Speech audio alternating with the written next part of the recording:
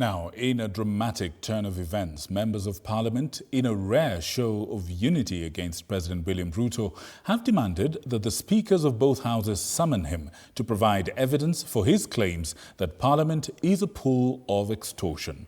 Legislators who turned plenary sittings and committee sessions into avenues of protest accused the president of ingratitude despite their support for his administration, even in the face of public backlash over controversial bills.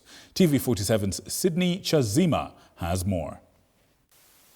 The corridors of power within Parliament were cold this morning, not just from Nairobi's chilly weather, but from disgruntled legislators from both houses of Parliament. If you watch the game, committee sittings and even an early morning plenary session in the National Assembly had to be shortly adjourned due to lack of quorum, pointing to a possible ghost law from the MPs. Member of the Justice and Legal Affairs Committee. And for the few who chose to sit in Senate committees and even in the National Assembly, it was President Ruto who found himself at the receiving end of their submissions. We want to tell His Excellency, the President of the Republic of Kenya, that now that attacks are coming from all over, I want to inform him, Honorable Speaker, that he should not take the invitation to also join the bandwagon that attacks this House. The lawmakers' anger stems from President Ruto's fiery remarks yesterday during a joint parliamentary group meeting of ODM and Kenya Kwanza MPs, where he labelled MPs and senators as notorious extortionists. Extortion is a dirty word.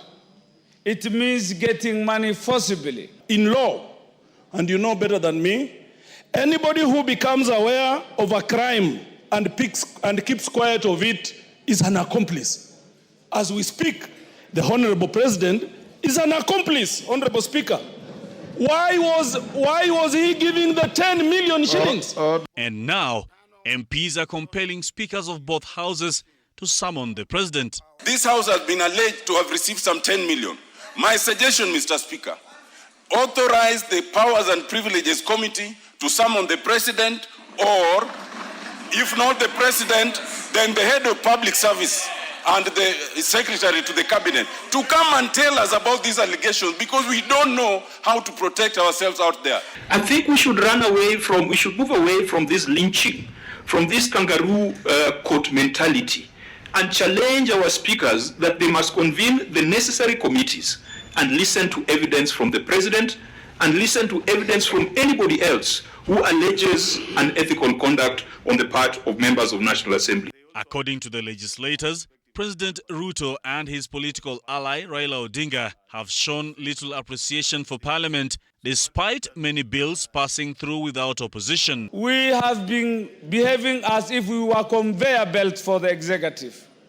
We have been called to State House, been lectured on government policy, and we have never let down the government of the day in making sure policies were executed and laws were being acted. While others have only brought them trouble from Kenyans. Last year, we were beached by the Gen Zs.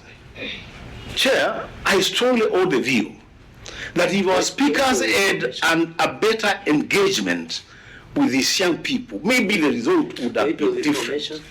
Today, Chair, we are being invaded by the executive. We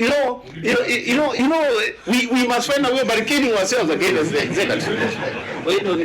The speakers of both houses were not spared either. According to MPs, National Assembly's Moses Wetangula and Senate's Amason Kingi have failed to defend the institutions they lead as expected. The speaker must defend his institution. He is the head of the House. Our leadership, the majority and minority leader, they should not go to those meetings to just make jokes about welfare. They should defend the institution and call out the hypocrites who are pointing fingers at Parliament, and yet we know they are the originators of corruption in this country. if this accountability is taken a notch higher, they might become the casualties of what is happening. And they will go before we go. ODM leader Raila Odinga, who has proposed the scrapping of the NGCDF fund and the removal of the oversight role from senators, was also criticized by ODM MPs. Is that he's looking at governors more favorably than he's looking at members of parliament, which is Senate and National Assembly. We are all your children. Look at all of us favorably. Members of the National Assembly, as well as senators, are now threatening to stall bills and scuttle plans proposed by President Ruto. including the proposed privatization of Kenya Pipeline Company. This standoff is expected to drag on as the National Assembly heads into a short recess. Sydney Chazima for TV47, Nairobi.